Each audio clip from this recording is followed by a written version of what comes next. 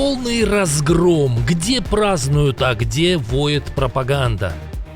На выход с вещами. Отставка президента и правительства. Победитель готовит полную зачистку старой правящей команды. Началось. Блокада в ответ на блокаду. Перемирие по-путински. Вместо прекращения огня тысячи ударов и захват населенного пункта. Трамп нашел нового врага. Президент США набросился на главу маленькой, но очень влиятельной страны. Украина запустила ракеты, но не по России. Сенсационные подробности о секретных запусках. Исчез с радаров. Один из лучших друзей Кремля бесследно пропал. Об этих и других событиях к вечеру понедельника, 13 апреля. Самые важные события прямо сейчас. Нефта, Украина, Россия, Беларусь и мировой контекст.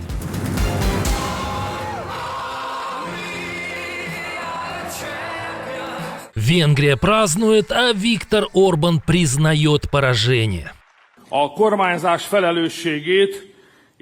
Результаты выборов болезненны для нас, но ясны. Ответственность и возможность управлять страной нам не были предоставлены. Я поздравил победителя. Напомним, партия Орбана Фидес получит только 55 мест в парламенте страны, а бывшая в оппозиции ТИСа получает 138.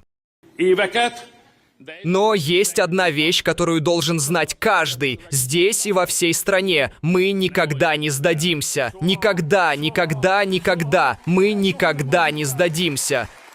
Премьер, цепко державшийся за власть 16 лет, заявил, что готов служить стране в оппозиции. Вот только Венгрия или какой-то другой. Есть версии. Победитель без разминки указывает людям Орбана на дверь. Петр Мадьяр обратился к президенту страны Тамашу Шуйоку. Я призываю президента республики без промедлений поручить мне, как лидеру списка партии победителя, сформировать правительство, а затем уйти в отставку со своей должности. Мадьяр прямо заявил, за 16 лет независимые институты в стране захвачены и призвал к отставке ключевых фигур от главы суда до генпрокурора. Имея 2/3 голосов, позволяющих нам внести поправки в Конституцию, мы восстановим систему сдержек и противовесов. Мы присоединимся к Европейской прокуратуре и гарантируем демократическое функционирование нашей страны. Мы никогда больше не позволим никому держать свободную Венгрию в плену. Венгрия снова станет сильным союзником в Европейском Союзе и НАТО. Среди первых Петра Мадьяра поздравили глава Еврокомиссии Урсула фон дер Ляйен, президент Франции Эммануэль Макрон, премьер Польши Дональд Туск, премьер Италии Джорджа Мелони и канцлер Германии Фридрих Мерц. Венгерский народ сделал выбор. Мои сердечные поздравления с вашим успехом на выборах, дорогой Петр Мадьяр. Я с нетерпением жду возможности работать с вами. Давайте объединим усилия ради сильной, безопасной и прежде всего единой Европы. И, конечно же, одним из первых победителя поздравил тот, кто по воле Орбана оказался чуть ли не главным участником венгерских выборов. Поздравляю Петра Мадьяра и партию ТИСа с убедительной победой. Мы готовы к встречам и совместной конструктивной работе во благо обоих народов, а также ради мира, безопасности и стабильности в Европе. Но пришлось принять победу прозападных сил и друзьям Орбана. Первым из таковых поздравил победителя Роберт Фицо. А вот у Илона Маска нервы не выдержали. В принадлежащей ему соцсети X предприниматель написал, что Венгрию захватила организация Джорджа Сороса. Ну и что говорить о стонах кремлевской пропаганды. Европейские ястребы, а с ними и глава киевского режима, из кожи вон лезли, чтобы избавиться от неудобного им Орбана, политика с принципиальной позицией, который отстаивал национальные интересы. Переговоры по мирному урегулированию конфликта на Ближнем Востоке сорваны, и США начинают блокаду. Об этом заявили в Центральном командовании американских вооруженных сил. Блокада будет применяться беспристрастно в отношении судов всех стран, входящих в иранские порты и прибрежные районы или выходящих из них, включая все иранские порты в Персидском заливе и Оманском заливе. Силы Центрального командования не будут препятствовать свободе судоходства для судов, следующих через Ормузский пролив в неиранские порты и из них. О планах блокады Ормуза накануне написал Дональд Трамп. Президент заявил, что не допустит незаконных пошлин со стороны Ирана. Глава Белого дома добавил, что американские военные начнут расчистку водного маршрута от мин. Но это не все. По данным The Wall Street Journal, Дональд Трамп рассматривает возобновление ограниченных ударов по Ирану. Но и более жесткий сценарий на столе, а это полноценная военная кампания. Хотя теперь он менее вероятен, рассказали изданию источники в Белом доме. Слишком высок риск взорвать весь Ближний Восток и втянуть США в затяжную войну. Тем временем реакция на все это уже есть. На старте сегодняшних биржевых торгов цена марки Brent подскочила на 7% до $102 за баррель. Другой популярный сорт WTI подскочил на 8%. Однако мы видим явный рост цен на нефть, поскольку существует большой страх, что если США действительно заблокируют Ормузский пролив на более длительный срок, это вернет цены на нефть к отметке в $120-140 за баррель, что безусловно окажет негативное воздействие на мировую экономику. В Иране на эту ситуацию отреагировали в своей манере. Наслаждайтесь текущими цифрами роста цен. С так называемой блокадой вскоре вы будете скучать по бензину по $4-5.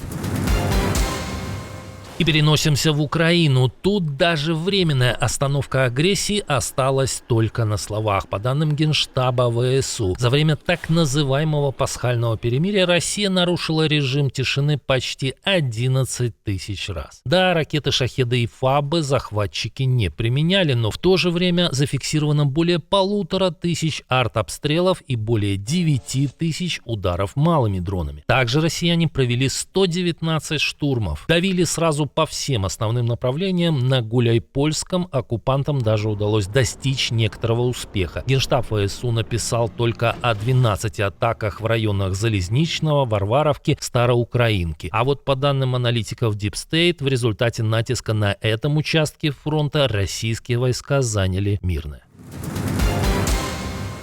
США увязли в Иране, но Дональд Трамп успевает найти новых врагов. Теперь хозяин Белого дома обрушился с критикой на главу Священного престола. По мнению американского президента, Папа Римский Лев XIV ужасен в вопросах внешней политики.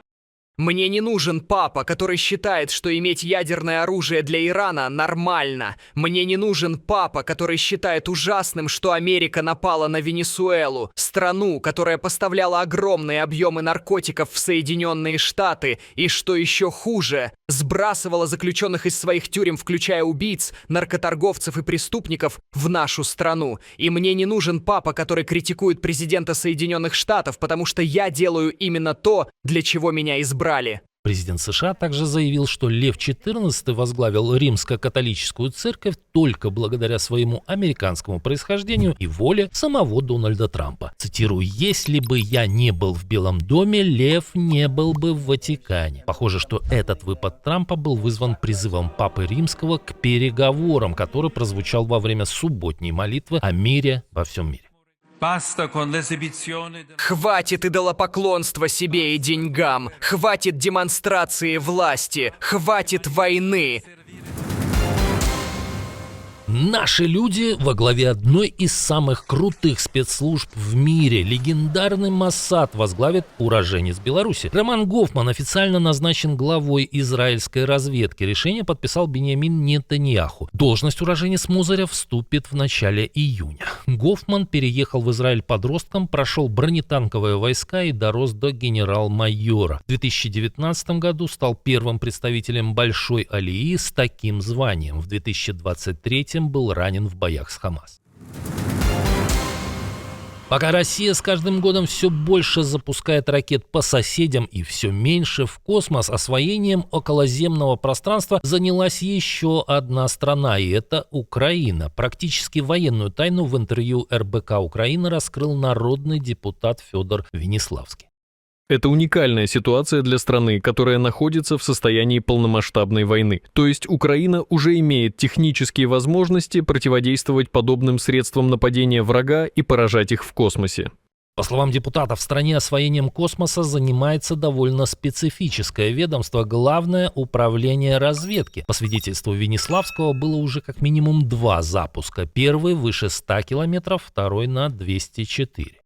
У нас есть ракеты, о которых почти никто не знает, но которые способны наносить удары по территории врага на расстоянии до 500 километров и лететь на гиперзвуковых скоростях, и мы их успешно применяем. Но главное их назначение для выполнения неординарных операций, в том числе и таких, о которых мы только что говорили. Есть и еще один неожиданный факт. Ракету запускали прямо с транспортного самолета на высоте около 8 километров. Это первый такой случай в Европе и второй в мире. Такая схема экономит топливо и увеличивает дальность ударов. Из сошедшей с московской орбиты в День космонавтики в Венгрии продолжают приходить интересные новости. Ближайший соратник Орбана и большой друг Сергея Лаврова Петер Сиярто куда-то исчез. На это обратили внимание венгерские журналисты. Бывший глава МИД пропал из публичного поля после проигрыша его партии. Его не было рядом, когда Орбан признавал поражение. Перестал бывший шеф венгерской дипломатии появляться и в соцсетях. Как думаете, так крепко переживает или уже сбежал? Делитесь мнением. Как Путин усиливает свою безопасность? Как Пекин сменил политику в отношении Тайваня? Как Песков стал пресс-секретарем Джей Ди Венса? И где в России вспыхнул массовый протест? Об этом мы рассказывали в прошлом выпуске. Посмотрите, если еще не видели. Увидимся уже утром.